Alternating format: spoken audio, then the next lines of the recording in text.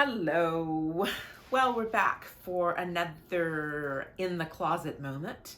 But this time I want to read a note that someone sent me, actually from the website. She wrote, and I'm not going to say her name, but she does actually start out with saying, "Hello, Sonja. It's blah, blah, blah from Colorado in America. I follow you on Instagram and I like your videos. Thank you very much. I will get back in contact with you to let you know that I'm actually doing a video on this, on your question. So hopefully this helps you, and hopefully it helps other people that are following me too. I try to answer as many questions as I can because I do get some really interesting ones, and hopefully they can actually shed some light on your situation too with your wardrobe. Anyway, back to this thing. I'm going back to work. I'm also used to being home and very casual. How do I ease back into dressing for an office? I'm not very fancy or high fashion. I think I'm just normal. What do you suggest? Okay, so I'm used to being home and very casual. Of course, everybody is used to being home and very casual because we've been stuck inside and couldn't go outside. And when we do go outside, we have to wear that mask and then get face acne. But nevertheless, I mean, this is an interesting question because everyone is so casual now. I mean, I've been making an effort to try to stay in dress mode because I know that one day it's going to come a time when we've got to actually, gosh, I'm just looking at my nails. I do look terrible. Oh, goodness gracious.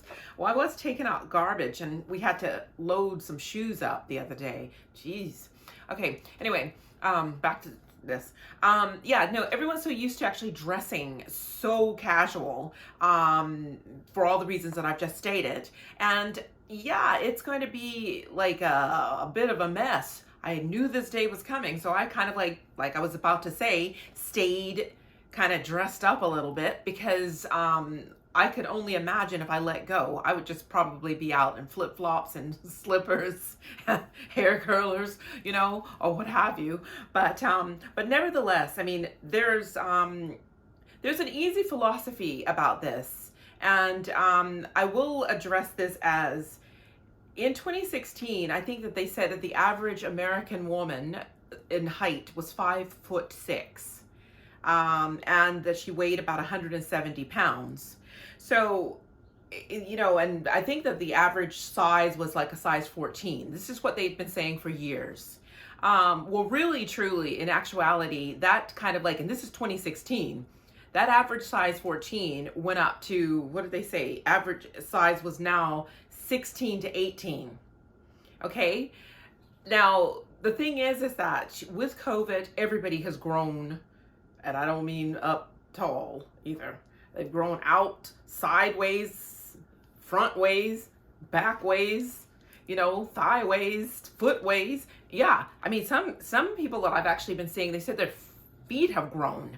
Now, I didn't even know about that. I mean, it's like, oh my goodness, I'm like, oh, my nose, and I hear that your nose and your ears keep growing or something like this. I don't know if they gain weight or if they just keep growing. Anyway, but nevertheless, what was really fascinating is that I've been looking at what they're having in the stores, and I'm finding that that 16 to 18 has actually grown up to like almost an average size of 20. So first of all, I want to say, don't get fixated on the number. Please don't get fixated on the number, because just to kind of like give you a trick, I mean, I have an uncle that's actually in the rag trade business, and he would always put smaller sizes in clothes to trick people. And then people would be like really a size 25, and they're like, oh my gosh, I fit in a size 2. Oh, I'm so skinny.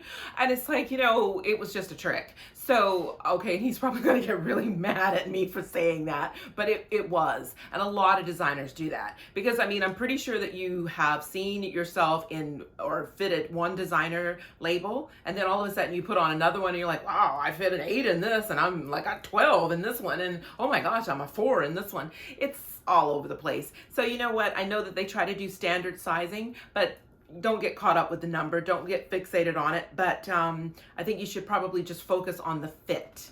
Now, in terms of you easing back into the office or any workplace that people are going back into after everything kind of opens up again, we're looking at basic pieces. Okay, since you said office, I'm going to focus just on primarily office wear, but not solely office wear, because right now people can't just afford to just be dressing specifically for just one occasion. Like, say for instance, start with a very good suit. We're going into spring and summer, so you want to actually get a trans-seasonal, possible summer suit that you can actually wear. And when I say a complete suit, it's the jacket, which by the way you can wear with jeans, you can wear with a matching skirt, and you can wear also with trousers that match it.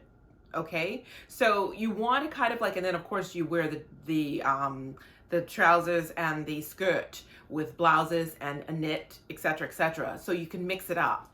You really don't need more than 10, 11 pieces in your wardrobe. Okay, so don't get caught up with thinking, oh my gosh, I've got to kind of like go out, I got to buy all this stuff. No, if you start with actually a very good suit, a very good coat, you need a very good outerwear coat.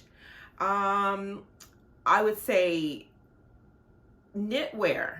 Now, when I say knitwear, I'm talking about things that you can get trans-seasonal, kind of like cotton-based knitwear. This actually sits well underneath a jacket, especially in an office, if you want to wear a string of pearls with it or a simple necklace. And then also you might want to actually get a statement belt. So you've got a statement belt. And when I say statement belt, it means that I'm going to run down these at the end of this. And also, there is a YouTube video that coincides with all of this stuff, whereby I'm really dressing a human being. Okay, her head is not shown, but it's a human being that I'm dressing. So you've got to, let's start from the top. You've got a classic suit going into spring, summer, so you've got a lightweight suit that you can wear in the office. You've got three pieces. You've got the jacket, you've got the trousers, and you've got the skirt. They all match. And then you want to bring in components that can actually work back with them, right? So you've got a fabulous white t-shirt that sits beautifully under, especially a crew neck. It's beautiful underneath a jacket. And also if you've got denim day, jeans is actually a very good thing to have. Not low riders, not things falling off your butt, not something that's just weird and out of the ordinary, but a neat pair of jeans. And I did a video on body shapes. So like, say for instance, if you're a curvy shape, or if you're a straight shape, or if you're actually a pear shape, you want to kind of like get the jean that's going to suit you well as the blazer to the skirt and trousers that you're getting to wear as a suit. So you've got the suit, you've got the pair of jeans, you've got the white t-shirt with the crew neck. Then you want to kind of like get a more of a tailored button front shirt. Okay, this looks fabulous too because you can accessorize it. We will actually talk about accessories in another video. However, on the video for YouTube, I do have that button-down shirt being accessorized. I wear this look a lot, particularly in the winter, with my scarves tied in the neck and in the collar of the shirt, or the shirt unbuttoned with a strand of pearls under it.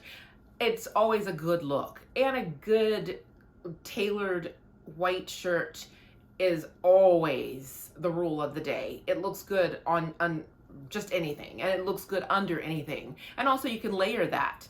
So I know that I had started to mention knitwear. With knitwear, I mean, I caught myself because we're going into spring, summer, so you're not going to want to wear a turtleneck. However, if this was going into winter, I would say a really nice turtleneck is always good. Regardless of what kind of neck you've got, you can get crew neck, mandarin collar, kind of like knit, and you can rock a turtleneck in any form. Okay, cowl necks, etc., etc. But going into spring, summer, this is why I kind of got thrown off, because you really want to get just something with a boat neck. on it. And I'm thinking more so sticking with that white t-shirt because it might just get too hot, especially if you've got to wear a mask and you've got this thing on. Even if you've had a vaccination, you still have to wear a mask, so you'll just be like sweating, and then that'll be a bad look. So yeah, stick with stuff like that. And when was talking about a statement belt, every wardrobe should have at least one statement belt in it. Okay, if you do not want to have a statement belt because you say, oh, I wear a belt around my jeans and around my pants because it needs to hold my pants up. Okay, get your pants tailored, because your pants shouldn't be falling down on you. I mean, and you shouldn't need a belt to actually hold your pants up. You need a belt to, of course, look more polished, but a statement belt, let me just throw one out there. I mean, Chanel has a good one, and you can go to a vintage store. There's lots of Chanel belts in a vintage store, and they look fabulous. Also on around the blazer, around the jeans, and around the top of the pants, over the knit or over the t-shirt. A statement belt, meaning a thicker belt. If you are a person with like a rectangle body like me, you want to have a thicker belt because it adds a little bit of curvature, a little bit of curves to an otherwise straight body. But anyway, you can go back over that video about body shapes and get a belt that's according to your shape. And the only other thing that I would kind of like say is when it comes to shoes, I know that a lot of people have gotten out of stilettos. I have been practicing keeping on my stilettos because I know there's going to come a day when I'm going to be able to just go out and run around freely in them. But right now, everyone's actually wearing thick socks, you know, really bad house slippers and just, ugh. Anyway, a nice flat ballerina slipper shoe is fine too. Like, you know, I'm sure that if you go to Salvatore Ferragamo, you can see that there's a lot of flatter shoes that actually look really good if you don't want to rock the stiletto. But you do need a proper dress shoe, and that could be a kitten heel. Everyone's making kitten heels, or a shorter heel. Even Christian Louboutin, you can actually go on his site and see. And the reason why I'm throwing out these designer names, I know that not everybody can afford to go into Christian Louboutin or to Chanel and et cetera, but the reason why I'm saying that is because I want to stress the point of slow fashion, not fast fashion, slow fashion. And if you go during the summer, you'll get all of the summer stuff on sale. So you'll have it for next year if you take care of it. So anyway, getting back to a shoe. Yeah, so you want to have a nice dress shoe, meaning it can be a nice ballerina flat with a slight little heel or a chunk heel on it, a block heel, not a chunk heel. Oh my gosh. I'm thinking of that chunky Kit Kat. You know that chocolate bar with the wafer in the middle? It's so good. And I had a chunky one. It was just great. Anyway, so yeah, like a little chunky heel that's not too high, about 1 or 2 inches. That's fine to kind of wean your way off of house slippers and socks. And then also what's really good is in your wardrobe, you should have a good pair of runners, or you call them tennis shoes or sneakers. A good one. I mean, they could be canvas or they can be leather, but a really good one makes a lot of sense because you never know. I mean, you might need to put on a pair, or if you walk to work, like some cities have a lot of women that walk to work, and even the ballerina kind of little tiny kitten heel is uncomfortable to walk with, and you can easily just flip and change. But then after that, going back into the office, you want to also have maybe a midi dress. And the reason why I say midi, M-I-D-I, midi, is because you don't want mini, M-I-N-I, because that's it's probably not as professional, and it depends on what kind of work you do. I mean, it's like, you know, if you can rock a mini at your office, then fine, then wear a mini. I like minis. I think they look hot. But nevertheless, in some office places, you can't wear a mini skirt. But if you can, rock it. Do it. But if you can't, get a safe dress, which is like a midi dress, M-I-D-I. And that one actually comes beneath the calf muscle. So it's kind of like, it's a little bit longer, and the reason why you want it a little bit longer is because, I mean, you can wear that dress, weddings, funerals, to anything. You can really get away with wearing a midi dress anywhere. And you can wear it to dinner, you can wear it to lunch, you can wear it to a cocktail party. It just blends, and it's workable in any situation. And also, if you've got a great statement belt, you can put the statement belt around the waist, or you can wear it plain. It should be something that fits your body, and regardless of what your body type is, you can find a midi dress that actually works with you. And as we've just stated earlier, I mean, the average size is, you know, 16, 18. There's plenty of dresses out there that are midi length that look fabulous. You know, some of them with square necks, boat necks, and also crew necks. I really like shirt dresses. Also, there's a great variety of shirt dresses that are also midi, and these actually look good too with belts around the waist. So, and look, you don't have to wear a belt. I'm just throwing the belt thing in there because sometimes, you know, you might get tired of wearing the same clothes over and over and over. This is why, I mean, when you see that video, you'll understand why accessories play such a big part in having just a 10-piece, 11-piece wardrobe. So if you've got your jacket, that's one. You've got your skirt, that's two. And the skirt should be something that is mid-length. You know, you want one that is professional looking and at least to the knee. Once again, it depends on what kind of job you're doing. And, you know, mid to the knee doesn't actually suit everybody, because some people look terrible with it when it hits right you on the knee. That's a bad length on some people. They either need it below the knee or they need it above the knee. So you kind of like have to go with what your workplace thinks is professional and go with that. And then with that jacket and with that skirt, you've got the trousers. Okay, the trousers should fit you properly.